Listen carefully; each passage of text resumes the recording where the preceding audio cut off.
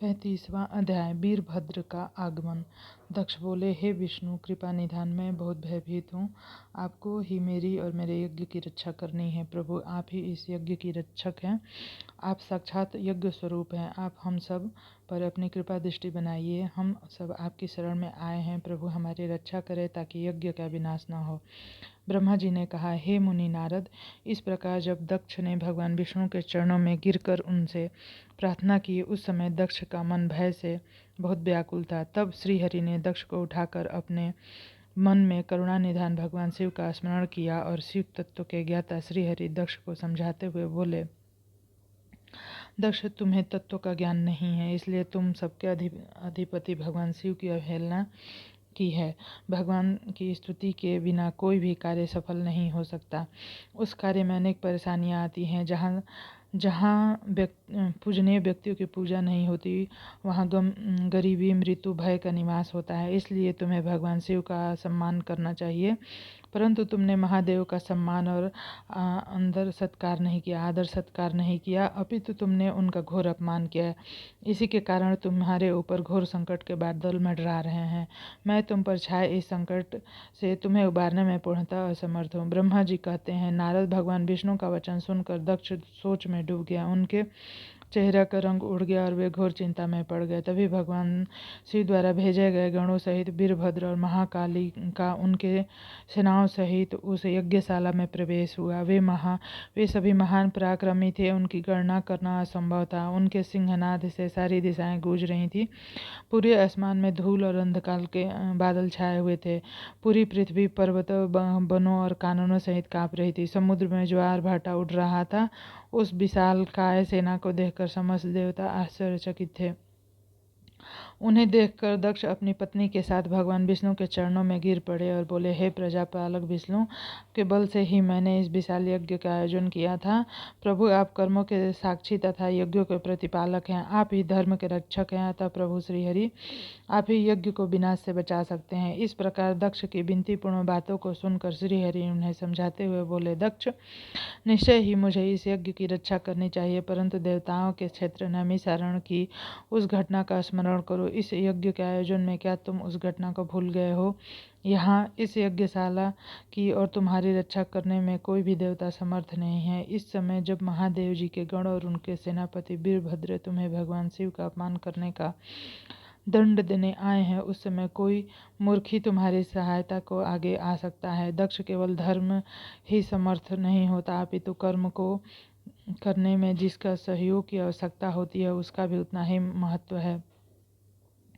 भगवान शिव ही कर्मों का कल्याण की शक्ति देते हैं। जो शांत मन से भक्तिपूर्वक उनकी पूजा अर्चना करता है, महादेव जी उसे तत्काल ही उस कर्म का फल देते हैं। जो मनुष्य ईश्वर के अस्तित्व को नहीं मानता, वे नरक के भागी होते हैं। दक्ष, यह वीरभद्र शंकर के गणों का ऐसा सेनापति है जो शिव जी के शत्रु का तुरंत नाश कर देता है। निसंदेह यह तुम्हारा तथा यहाँ पर उपस्थित सभी लोगों का नाश कर देगा। शिव जी की आज्ञा का उल्लंघन करके मैं तुम्हारे यज्ञ में आया हूँ, जिसका दुष्परिणाम मुझे भी भोगना पड़ेगा।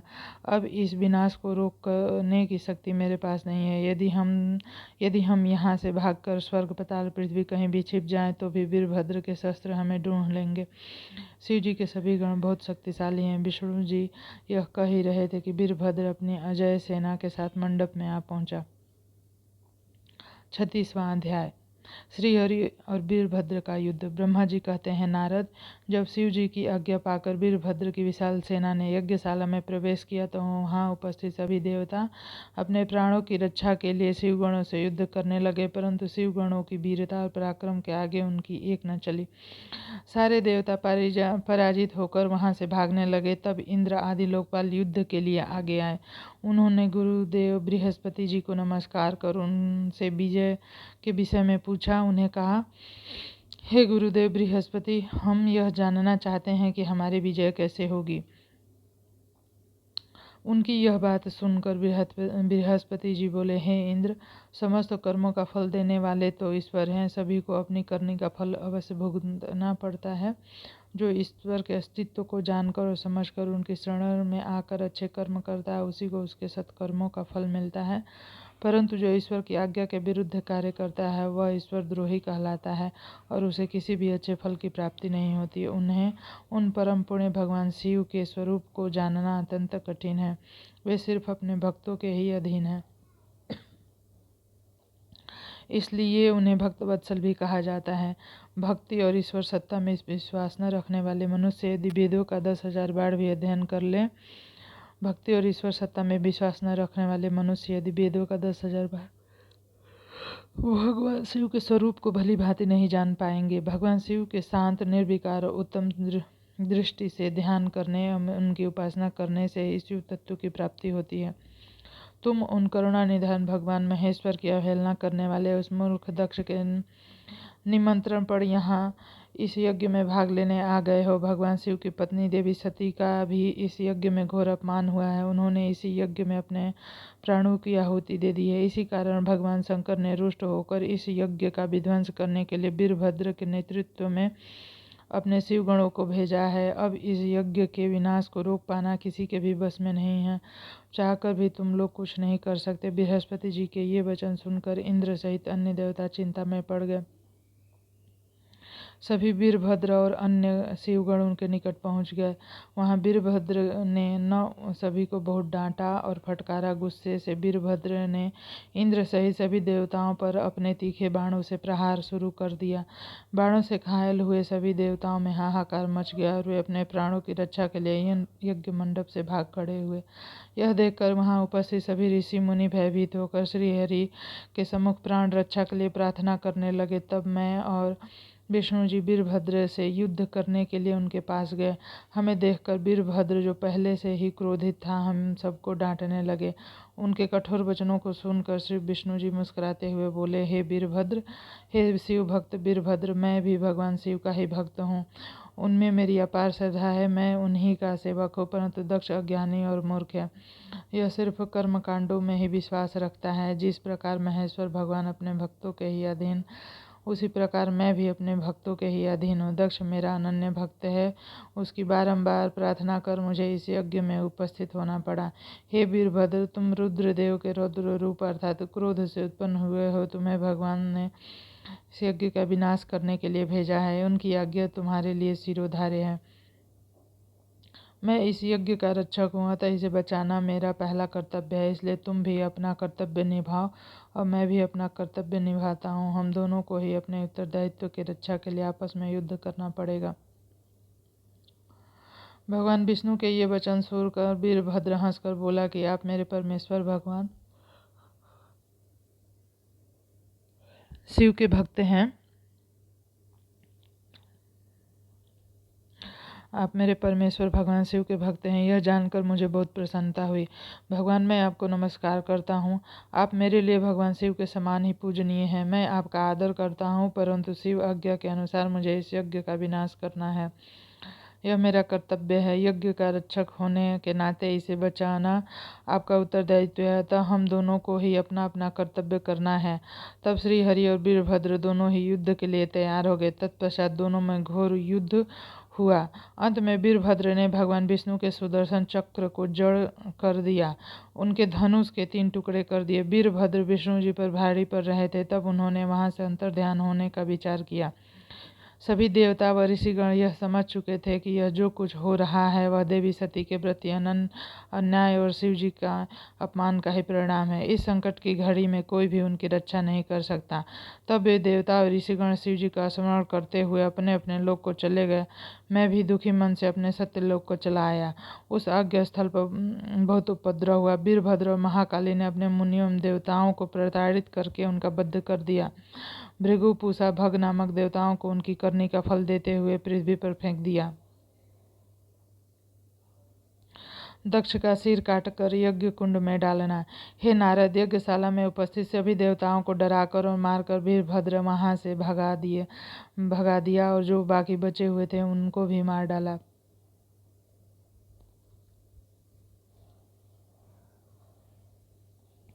तब उन्होंने यज्ञ के आयोजक दक्ष को, जो कि भय के मारे अंतर वेदी में छिपा था, बलपूर्वक पकड़ लिया। वीरभद्र ने दक्ष के शरीर पर अनेकों वार किए। वे दक्ष का सिर तलवार से काटने लगा, परंतु दक्ष के योग के प्रभाव से वह सिर काटने में असफल रहा। वीरभद्र ने दक्ष की छाती पर पैर रखकर दोनों हाथों से उसकी गर्दन मोड़कर तोड़ दी। तत्पश्चात दक्ष के सिर को वीरभद्र ने अग्निकुंड में डाल दिया। उस महान यज्ञ का संपूर्ण विनाश करने के उपरांत वीरभद्र और सभी गण जीत की खुशी के साथ कैलाश पर्वत पर चले गए और शिव जी को अपने विजय की सूचना दी। इस समाचार को पाकर महादेव जी बहुत प्रसन्न हुए। 48वां अध्याय दधीचि छू विवाद। सूत जी कहते हैं, महर्षि ब्रह्मा जी के द्वारा कही हुई कथा को सुनकर नारद आश्चर्यचकित हो गए और उन्होंने ब्रह्मा जी से पूछा कि भगवान विष्णु को छोड़कर अन्य देवताओं के साथ दक्ष के यज्ञ में क्यों चले गए? क्या वे अद्भुत पराक्रम वाले भगवान शिव को नहीं जानते थे? क्यों श्री हरि ने रुद्रगणों के साथ युद्ध किया? कृपा कर मेरे अंदर उठने वाले इन प्रश्नों को उत्तर देकर मेरी शंका का समाधान कीजिए। ब्रह्मा जी ने नारद जी के प्रश्नों को उत्तर देते हुए कहा, हे मुनि श्रेष्ठ नारद, पूर्व काल में राजा शु की सहायता करने वाले श्री हरि को दधीचि मुनि ने शाप दिया था, इसलिए वे भूल गए तथा दक्ष के यज्ञ में चले गए। प्राचीन काल में दधीचि मुनि महातेजस्वी राजा शु के मित्र थे, परंतु बाद में उन दोनों के बीच बहुत विवाद खड़ा हो गया। विवाद का कारण मुनि दधीचि का 4 वर्णों व ब्राह्मण, क्षत्रिय, वैश्य और शूद्र में ब्राह्मणों को श्रेष्ठ बताना था, परंतु राजा शु जो कि धन वैभव के अभिमान में डूबे हुए थे, इस बात से पूर्णतः असहमत थे। शु सभी वर्णों में राजा को ही श्रेष्ठ मानते थे। राजा को सर्वश्रेष्ठ और सर्ववेदमय माना जाता है, यह श्रुति भी कहती है, इसलिए ब्राह्मण से ज़्यादा श्रेष्ठ राजा श्रेष्ठ है। हे दधीचि, आप मेरे लिए आदरणीय हैं। राजा शु के कथन को सुनकर दधीचि को क्रोध आ गया। उन्होंने इसे अपना अपमान समझा और शु के सिर पर मुक्का का प्रहार कर दिया। दधीचि के इस व्यवहार से मद में चूर शु को और अधिक क्रोध आ गया। उन्होंने वज्र से दधीचि पर प्रहार कर दिया। वज्र से घायल हुए दधीचि मुनि ने पृथ्वी पर गिरे हुए योगी शुक्राचार्य का स्मरण किया। शुक्राचार्य ने तुरंत आकर दधीचि मुनि के शरीर को पूर्ववत कर दिया। शुक्राचार्य ने दधीचि से कहा कि मैं तुम्हें महामृत्युंजय का मंत्र जाप प्रदान करता हूँ। त्र्यंबकम यजामहे, अर्थात यह तीनों लोकों के पिता भगवान शिव, जो सूर्य, सोम और अग्नि तीनों मंडपों के पिता हैं, सत्य, रज और तम आदि तीनों गुणों के महेश्वर हैं, जो आत्म तत्व, विद्या तत्व, अशिव तत्व, पृथ्वी, जल व तेज सभी के स्रोत हैं, जो ब्रह्मा, विष्णु और शिव तीनों आधारभूत देवताओं के भी ईश्वर महादेव हैं, जिनकी सभी आराधना करते हैं। सुगंधि पुष्टिवर्धन, अर्थात जिसका खुशबू होती है, उस प्रकार भगवान शिव भूतों और गुणों में, सभी कार्यों में, इंद्रियों में, अन्य देवताओं में और प्रिय गणों में क्षारभूत आत्मा के रूप में समाये हुए, उनकी सुगंधि से ही सबकी ख्याति एवं प्रसिद्धि है। पुष्टिवर्धनम, अर्थात वे भगवान शिव ही प्रकृति का पोषण करते हैं। वे ही ब्रह्मा, विष्णु, मुनि एवं सभी देवताओं का पोषण करते हैं। उर्वारुकमेव बंधना मृत्युर्मुक्षी मामृता, तथा जिस प्रकार खरबूज पक जाने पर लता से टूटकर अलग हो जाता है, उसी प्रकार मैं भी मृत रूपी बंधन से मुक्त होकर मोक्ष को प्राप्त करूं। हे रुद्रदेव, आपका स्वरूप अमृत के समान है। जो पुण्य कर्म, तपस्या, स्वाध्याय, योग और ध्यान से उनकी आराधना करते हैं, उसे नया जीवन प्राप्त होता है। भगवान शिव अपने भक्तों को मृत्यु के बंधनों से मुक्त कर देते हैं और उसे मोक्ष प्रदान करते हैं। जैसे उर्वारुक अर्थात ककड़ी को उसकी बेल अपने बंधन में बांधे रखती है और पक जाने पर स्वयं ही उसे बंधन मुक्त कर देती है। यह महामृत्युंजय मंत्र संजीवनी मंत्र है। तुम नियम पूर्वक भगवान शिव का स्मरण करके इस मंत्र का जाप करो। इस मंत्र से अभिमंत्रित जल को पियो। इस मंत्र का जाप करने से मृत्यु का भय नहीं रहता। इसके विधिवत पूजन से भगवान शिव प्रसन्न होते हैं। वे सभी कार्यों की सिद्धि करते हैं तथा सभी बंधनों से मुक्ति कर मोक्ष प्रदान करते हैं। ब्रह्मा जी बोले, नारद, दधीचि मुनि को इस प्रकार उपदेश देकर शुक्राचार्य अपने निवास पर चले गए। उनकी बातों का दधीचि मुनि पर बड़ा प्रभाव पड़ा और वे भगवान शिव का स्मरण कर उन्हें प्रसन्न करने के लिए तपस्या करने वन में चले गए। वन में उन्होंने प्रेम पूर्वक भगवान शिव का चिंतन करते हुए उनकी तपस्या आरंभ कर दी। दीर्घ काल तक वे महामृत्युंजय मंत्र का जाप करते रहे। उनकी इस निस्वार्थ भक्ति से भक्त वत्सल भगवान शिव प्रसन्न होकर उनके सामने प्रकट हो गए। दधीचि ने दोनों हाथ जोड़कर शिव जी को प्रणाम किया। उन्होंने महादेव जी की बहुत स्तुति की। शिव जी ने कहा, मुनि श्रेष्ठ दधीचि, मैं तुम्हारी इस उत्तम आराधना से बहुत प्रसन्न हुआ हूँ। तुम वर मांगो, मैं तुम्हें मनोवांछित वस्तु प्रदान करूंगा। यह सुनकर दधीचि हाथ जोड़कर नतमस्तक होकर कहने लगे, हे देवाधिदेव करुणा निधान महादेव जी, अगर आप मुझ पर प्रसन्न हैं तो कृपा कर मुझे तीनों वर प्रदान करें। पहला यह कि मेरी अस्थियां वज्र के समान हो जाए, दूसरा कोई मेरा वध न कर सके अर्थात मैं हमेशा अवध्य रहूं, और तीसरा कि मैं हमेशा अधीन रहूं, कभी दीन न हो। शिव जी ने तथास्तु कहकर तीनों वर दधीचि को प्रदान कर दिए। तीनों मनचाहे वरदान मिल जाने पर दधीचि मुनि बहुत प्रसन्न थे। वे आनंद मग्न होकर शू के स्थान की ओर चल दिए। वहां पहुंचकर दधीचि ने शू के सिर पर लात मारी।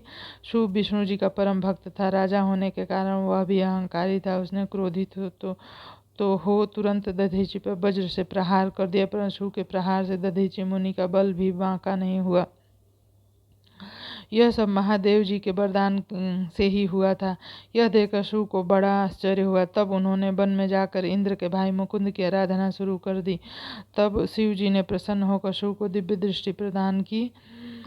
शू ने विष्णु जी को प्रणाम कर उनकी भक्तिभाव से स्तुति की। तत्पश्चात शू बोले भगवान मुनिश्रेष्ठ दधीचि पहले मेरे मित्र थे, परंतु बाद में हम दोनों के बीच में विवाद उत्पन्न हो गया। दधीचि ने परम पूजनीय भगवान शिव की तपस्या महामृत्युंजय मंत्र से कर उन्हें प्रसन्न किया और अब अवध्य रहने का वरदान प्राप्त कर लिया। तब उन्होंने मेरी राज्यसभा में मेरे समस्त दरबारियों के बीच मेरा घोर अपमान किया। उन्होंने सबके सामने मेरे मस्तक पर अपने पैरों से आघात किया। साथ ही उन्होंने कहा कि मैं किसी से नहीं डरता। भगवान मुनि दधीचि को बहुत घमंड हो गया है। ब्रह्मा जी बोले, नारद, जब श्रीहरि को इस बात का ज्ञान हुआ कि दधीचि मुनि को महादेव जी द्वारा अवध्य होने का आशीर्वाद प्राप्त है, तो वे कहने लगे कि शू महादेव जी के भक्तों को भी कभी भी किसी प्रकार का भी भय नहीं होता। यदि मैं इस विषय में कुछ करूंगा तो दधीचि को बुरा लगेगा और वे शाप भी दे सकते हैं। उन्हीं दधीचि के शाप से दक्ष यज्ञ में मेरी शिव जी से पराजय होगी। इसलिए मैं इस संबंध में कुछ नहीं करना चाहता, परंतु ऐसा कुछ जरूर करूंगा जिससे आपको विजय प्राप्त हो। भगवान विष्णु के ये वचन सुनकर राजा चुप हो गए। 40वां अध्याय दधीचि का शाप और छू पर अनुग्रह। ब्रह्मा जी बोले, नारद, श्री हरि विष्णु अपने प्रिय भक्त राजा छू के हितों की रक्षा करने के लिए एक दिन ब्राह्मण का रूप धारण करके दधीचि मुनि के आश्रम में पहुंचे। विष्णु जी भगवान शिव की आराधना में मग्न रहने वाले ब्रह्मऋषि दधीचि से बोले कि हे प्रभु, मैं आपसे एक वर मांगता हूँ।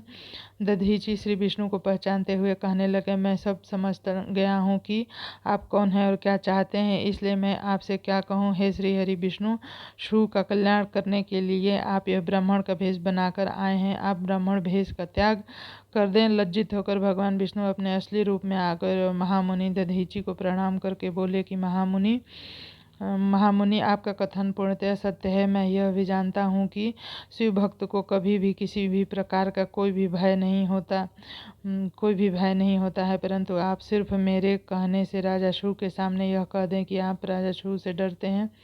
श्री विष्णु की यह बात सुनकर दधीचि हंसने लगे। हंसते हुए बोले कि भगवान शिव की कृपा से मुझे कोई भी डरा नहीं सकता। जब कोई वाकई मुझे डरा नहीं सकता तो मैं क्यों झूठ बोल कर पाप का भागी बनूं। दधीचि मुनि इन वचनों को सुनकर विष्णु को बहुत अधिक क्रोध आ गया। उन्होंने मुनि दधीचि को समझाने की बहुत कोशिश की। सभी देवताओं ने श्री विष्णु जी का ही साथ दिया। भगवान विष्णु ने दधीचि मुनि को डराने के लिए अनेक गण उत्पन्न किए, परंतु दधीचि ने अपने सत से सब उनको भस्म कर दिया। तब विष्णु जी ने वहां अपनी मूर्ति प्रकट कर दी। यह देखकर दधीचि मुनि बोले, हे श्रीहरि, आप अपनी माया को त्याग दीजिए। आप अपने क्रोध और अहंकार का त्याग कर दीजिए। आपको मुझ में ही ब्रह्मा रुद्र सहित संपूर्ण जगत का दर्शन हो जाएगा। मैं आपको दिव्य दृष्टि प्रदान करता हूँ। तब विष्णु जी को दधीचि मुनि ने अपने शरीर में पूरे ब्रह्मांड के दर्शन करा दिए। तब विष्णु जी का क्रोध बहुत बढ़ गया। उन्होंने चक्र उठा लिया और महर्षि को मारने के लिए आगे बढ़े, परंतु बहुत प्रयत्न करने के पर भी चक्र आगे नहीं चला। यह देखकर दधीचि हंसते हुए बोले कि हे श्रीहरि, आप भगवान शिव द्वारा प्रदान किए गए इस सुदर्शन चक्र से अपने ही प्रिय भक्त को मारना चाहते हैं तो भला यह चक्र क्यों चलेगा। शिव जी द्वारा दिए गए अस्त्र से आप उनके भक्तों का विनाश किसी भी तरह नहीं कर सकते, परंतु फिर भी यदि आप मुझे मारना चाहते हैं तो ब्रह्मास्त्र आदि का प्रयोग कीजिए। लेकिन दधीची को साधारण मनुष्य समझकर विष्णु जी ने उन पर अनेक अस्त्र चलाए। तब दधीची मुनि ने धरती से मुट्ठी भर कुशा उठा ली और कुछ मंत्रों के उच्चारण के उपरांत उसे देवताओं की ओर उछाल दिया। ये कुशाएं कलाग्नि के रूप में परिवर्तित हो गईं, जिनमें देवताओं द्वारा छोड़े गए सभी अस्त्र शस्त्र भस्म हो गए। जिनसे ठीक यह देखकर वहां पर उपस्थित अन्य देवता वहां से भाग खड़े हुए, परंतु दधीची श्रीहरि दधीची से युद्ध करते रहे। उन दोनों के बीच भीषण युद्ध हुआ। तब मैं ब्रह्मा राजा शु को साथ लेकर उस स्थान पर आया जहाँ उन दोनों के बीच युद्ध हो रहा था। मैंने भगवान विष्णु से कहा कि आपका यह प्रयास निरर्थक है, क्योंकि आप भगवान शिव के परम भक्त दधीची को हरा नहीं सकते। यह सुनकर विष्णु जी शांत हो गए। उन्होंने दधीची मुनि को प्रणाम किया। तब राजा शु भी दोनों हाथ जोड़कर मुनि दधीची को प्रणाम करके उनकी स्तुति करने लगे, उसे माफ़ी मांगने लगे और कहने लगे कि प्रभु आप मुझ पर कृपा दृष्टि रखिए। ब्रह्मा जी बोले, नारद, इस प्रकार राजा शु द्वारा की गई स्तुति से दधीची को बहुत संतोष मिला। उन्होंने राजा शु को क्षमा कर दिया, परंतु विष्णु जी सहित अन्य देवताओं पर उनका क्रोध कम नहीं हुआ। तब क्रोधित मुनि दधीची ने इंद्र सहित सभी देवताओं और विष्णु जी को भगवान रुद्र की क्रोधाग्नि में नष्ट होने का शाप दे दिया। के बाद राजा शु ने दधीची को पुनः नमस्कार कर उनकी आराधना की और फिर वे अपनी राज्य की ओर चल दिए। राजा शु के वहां से चले जाने के पश्चात इंद्र सहित सभी देवगणों ने भी अपने अपने धाम की ओर प्रस्थान किया। तदुपरांत श्रीहरि विष्णु वैकुंठ धाम को चले गए। तब वे यह पुण्य स्थान थानेश्वर नामक तीर्थ के रूप में विख्यात हुआ। इस तीर्थ के दर्शन से भगवान शिव का स्नेह और कृपा प्राप्त होती है। हे नारद, इस प्रकार मैंने तुम्हें यह पूरी अमृत कथा का वर्णन सुनाया, जो मनुष्य शु और दधीची के विवाद से संबंधित प्रसंग को प्रतिदिन सुनता है वह मृत्यु को जीत लेता है तथा मरने के बाद सीधा स्वर्ग को जाता है। इसका पाठ करने से युद्ध में मृत्यु का भय दूर हो जाता है तथा निश्चय रूप से विजय श्री की प्राप्ति होती है। ब्रह्मा जी का कैलाश पर शिव जी से मिलन। नारद जी ने कहा, हे महाभाग, हे विधाता, हे महाप्राण, आप शिव तत्व का ज्ञान रखते हैं। आपने मुझ पर अपनी कृपा की जो इस अमृतमयी कथा का श्रवण मुझे कराया। मैं आपका बहुत बहुत धन्यवाद करता हूँ। हे प्रभु, अब मुझे यह बताइए कि जब वीरभद्र ने दक्ष के यज्ञ का विनाश कर दिया और उनका वध करके कैलाश पर चले गए तब क्या हुआ। ब्रह्मा जी बोले, हे मुनि श्रेष्ठ नारद, जब भगवान शिव द्वारा भेजी गई उनकी विशाल सेना ने यज्ञ में उपस्थित सभी देवताओं और ऋषियों को पराजित कर दिया और उन्हें पीट पीट कर वहाँ से भाग जाने को मजबूर कर दिया, तो वे सभी वहाँ से भागकर मेरे पास आ गए। उन्होंने मुझे प्रणाम करके मेरी स्तुति की और वहाँ पर का सारा वृत्तांत मुझे सुनाया। तब अपने पुत्र दक्ष की मुझे बहुत चिंता होने लगी और मेरा दिल पुत्र शोक के कारण व्यथित हो गया। तत्पश्चात मैंने श्रीहरि का स्मरण किया और देवताओं ऋषि मुनियों को साथ लेकर वैकुंठ लोक गया। वहाँ उन्हें नमस्कार करके हम सभी ने उनकी भक्ति भाव से स्तुति की। तब मैंने श्रीहरि से विनम्रता से प्रार्थना की कि भगवान, आप कुछ ऐसा कीजिए जिससे हम सभी का दुख कम हो जाए। देवेश, आप कुछ ऐसा करें जिससे वह यज्ञ पूरा हो जाए और उसके यजमान दक्ष पुनः जीवित हो जाएं। अन्य सभी देवता और ऋषि मुनि भी पूर्व की भांति सुखी हो जाएं। मैंने इस प्रकार निवेदन करने पर लक्ष्मीपति विष्णु जी, जो कि अपने मन में शिव जी का चिंतन कर रहे थे, प्रजापति ब्रह्मा देवताओं को संबोधित करते हुए इस प्रकार बोले, कोई भी अपराध किसी भी स्थिति में कभी भी किसी के लिए भी मंगलकारी नहीं हो सकता है। विधाता, सभी देवता परमपिता परमेश्वर भगवान शिव के अपराधी हैं, क्योंकि उन्होंने यज्ञ में शिव जी का भाग नहीं दिया, साथ ही वहाँ उनका अनादर भी किया। उनकी प्रिय पत्नी सती ने भी उनका अपमान के कारण ही अपनी देह का त्याग कर दिया। उनका वियोग होने के कारण भगवान अत्यंत रुष्ट हो गए।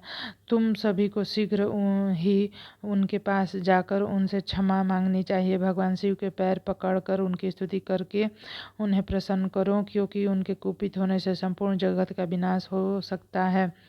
दक्ष ने शिव जी के लिए अपशब्द कहकर उनके हृदय को विदीर्ण कर दिया, इसलिए उनसे अपने अपराधों के लिए क्षमा मांगो। उन्हें शांत करने का यह सर्वोत्तम उपाय है। हे भक्त वत्सल, यदि आप लोग चाहें तो मैं भी आपके साथ चलकर उनसे क्षमा याचना करूंगा। ऐसा कहकर भगवान श्री हरि, मैं और अन्य देवता एवं ऋषि मुनि आदि कैलाश पर्वत की ओर चल दिए। वह पर्वत बहुत ही ऊंचा और विशाल है। उसके पास में ही शिव जी के मित्र कुबेर का निवास स्थल अलकापुरी है। अलकापुरी महादिव्य एवं रमणीय है। वहाँ चारों ओर सुगंध फैली हुई है। अनेक प्रकार के पेड़ पौधे शोभा पा रहे हैं। उसी के बाहरी भाग में परम पावन नंदा और अलकनंदा नामक नदियाँ बहती हैं। इनका दर्शन करने से मनुष्य को सभी पापों से मुक्ति मिल जाती है। हम लोग अलकापुरी से आगे उस विशाल बट वृक्ष के पास पहुँचे हैं, जहाँ दिव्य योगियों द्वारा पूजित भगवान शिव विराजमान थे। वह बट वृक्ष 100 योजन ऊंचा था तथा उसकी अनेक शाखाएं 75 योजन तक फैली हुई थी। वह परम पावन तीर्थ स्थल है, जहाँ भगवान शिव अपने योग आराधना करते हैं। उस बट वृक्ष के नीचे महादेव जी के चरणों की चारों ओर उनके गण थे और यज्ञों के स्वामी कुबेर भी बैठे थे। तब उनके निकट पहुंचकर विष्णु आदि समस्त देवताओं ने अनेकों बार नमस्कार कर उनकी स्तुति की। उस समय शिव जी ने अपने शरीर पर भस्म लगा रखी थी और वे कुशासन पर बैठे थे। ज्ञान का उपदेश वहीं उपस्थित गणों को दे रहे थे।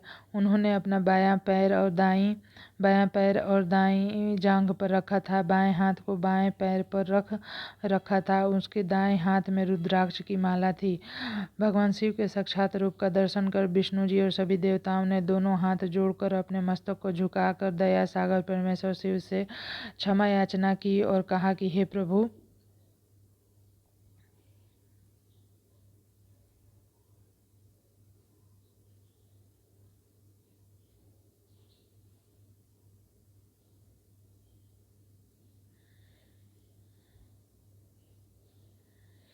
भगवान शिव के साक्षात रूप का दर्शन पाकर विष्णु जी और सभी देवताओं ने दोनों हाथ जोड़कर अपने मस्तक को झुकाकर दया सागर परमेश्वर शिव से क्षमा याचना की और कहा कि हे प्रभु, आपकी कृपा के बिना हम नष्ट भ्रष्ट हो गए हैं।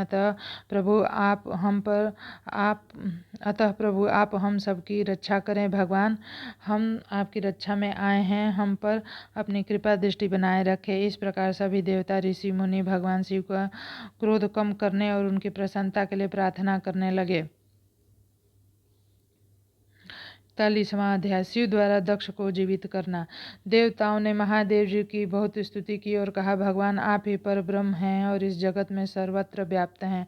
आप मृत्युंजय हैं। चंद्रमा, सूर्य और अग्नि आपकी 3 आंखें हैं। आपके तेज से ही पूरा जगत प्रकाशित है। ब्रह्मा, विष्णु, इंद्र, चंद्र आदि देवता आपसे ही उत्पन्न हुए हैं। आप ही संसार का पोषण करते हैं। भगवान आप करुणामय हैं।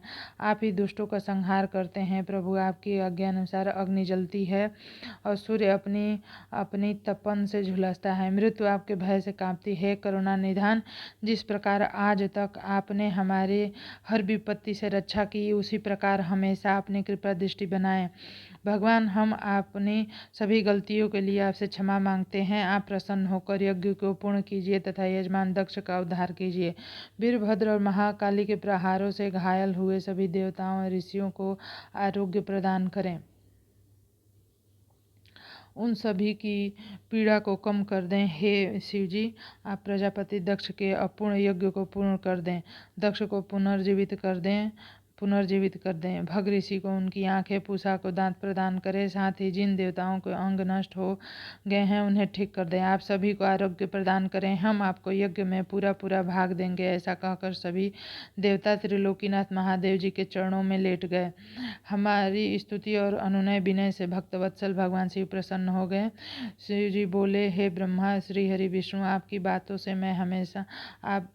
बातों को मैं हमेशा मानता हूँ। इसलिए आपकी प्रार्थना को मैं नहीं टाल सकता, परंतु यह बताना चाहता हूँ कि दक्ष के यज्ञ का विध्वंस मैंने नहीं किया। उसके यज्ञ का विध्वंस इसलिए हुआ क्योंकि वह हमेशा दूसरों का बुरा चाहता है, उसे उनसे द्वेष रखता है, परंतु जो दूसरों का बुरा चाहता है उसका ही बुरा होता है। अतः हमें कोई भी ऐसा कार्य नहीं करना चाहिए जिससे किसी को कष्ट हो। तुम्हारी प्रार्थना से मैंने तुम्हें क्षमा कर दिया है और तुम्हारी विनती मानकर मैं दक्ष को जीवित कर रहा हूँ, परंतु दक्ष का मस्तिष्क अग्नि में जल गया है, इसलिए उसके सिर के स्थान पर बकरे का सिर जोड़ना पड़ेगा। भग सूर्य के नेत्र से यज्ञ भाग को भग सूर्य के नेत्र से यज्ञ भाग को देख पाएंगे और पूषा के टूटे हुए दांत सही हो जाएंगे। मेरे गणों द्वारा मारे गए देवताओं के टूटे हुए अंग भी ठीक हो जाएंगे। भृगु की दाढ़ी बकरे जैसी हो जाएगी। सभी अधर्व्यू प्रसन्न होंगे। यह कहकर वेदी के अनुसरण करता परम दयालु भगवान शंकर चुप हो गए।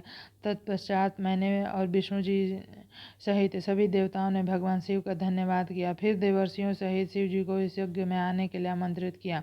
हम लोग यज्ञ के स्थान पर गए जहाँ दक्ष ने अपना यज्ञ आरंभ किया था। उस कनखल नामक यज्ञ क्षेत्र में शिव जी भी पधारे। तब उन्होंने वीरभद्र द्वारा किए गए उस विध्वंस को देखा। स्वाहा स्वधा पूषा तुष्टि धृति समस्त ऋषि पितर अग्नि यज्ञ गंधर्व और राक्षस वहाँ पड़े हुए थे। कितने ही लोग अपने प्राणों से हाथ धो चुके थे। तब भगवान शिव ने अपनी पराक्रमी सेना वीरभद्र का स्मरण किया। याद करते ही वीरभद्र तुरंत वहाँ प्रकट हो गए और उन्होंने भगवान शिव को नमस्कार किया। तब शिव जी हंसते हुए बोले कि हे वीरभद्र, तुमने तो थोड़ी ही देर में सारा यज्ञ विध्वंस कर दिया और देवताओं को भी दंड दे दिया। हे वीरभद्र, तुम इस यज्ञ का आयोजन करने वाले दक्ष को जल्दी से मेरे सामने ले आओ। भगवान शिव की आज्ञा पाकर वीरभद्र गए और दक्ष का शरीर वहां लाकर रख दिया, परंतु उसमें सिर नहीं था। दक्ष के शरीर को देखकर शिव जी ने वीरभद्र से पूछा कि दक्ष का सिर कहाँ है। तब वीरभद्र ने बताया कि सिर काटकर उसने अग्नि में डाल दिया था। तब शिव जी के आदेशानुसार बकरे का सिर धड़ से दक्ष के धड़ में जोड़ दिया गया। जैसा ही शिव जी की कृपा दृष्टि दक्ष के शरीर पर पड़ी, वह जीवित हो गया। दक्ष के शरीर में प्राण आ गए और वह उस प्रकार उठ बैठा जैसे गहरी नींद से उठा हो। उठते ही उसने अपने सामने महादेव जी को देखा। उसने उठकर उन्हें प्रणाम किया और उनकी स्तुति करने लगा। उनके हृदय में प्रेम उमड़ आया और उसे प्रसन्नचित्त होते ही उसका कलुष हृदय निर्मल हो गया। तब दक्ष को अपनी पुत्री का स्मरण हो गया और इस कारण दक्ष बहुत लज्जित महसूस करने लगा। तत्पश्चात अपने को संभालते हुए दक्ष ने करुणानिधान भगवान शिव से कहा, हे कल्याणमय महादेव जी, आप ही इस जगत के आदि और अनंत हैं। आपने ही इस सृष्टि की रचना का विचार किया है। आपके द्वारा ही हर जीव की उत्पत्ति हुई। मैंने आपके लिए अपशब्द कहे और आपको यज्ञ में भाग भी नहीं दिया। मेरे बुरे वचन से आपको बहुत चोट पहुंची, फिर भी आप मुझ पर कृपा कर यहाँ मेरा उद्धार करने आ गए। भगवान, आप ऐश्वर्य से संपन्न हैं। आप ही परमपिता परमेश्वर हैं। प्रभु, आप मुझ पर एवं यहाँ उपस्थित सभी जनों पर प्रसन्न होइए और हमारी पूजा अर्चना को स्वीकार कीजिए। विष्णु जी बोले, नारद, इस प्रकार भगवान शिव की स्तुति करने के बाद दक्ष चुप हो गए। तब श्री हरि विष्णु ने भगवान शिव की बहुत स्तुति की। तत्पश्चात मैंने भी महादेव जी की बहुत स्तुति की। भगवान ने मेरे पुत्र दक्ष पर अपनी कृपा दृष्टि की और उसका उद्धार किया। हे देवेश्वर, आप अब प्रसन्न होकर सभी शापों से हमें मुक्ति प्रदान करें।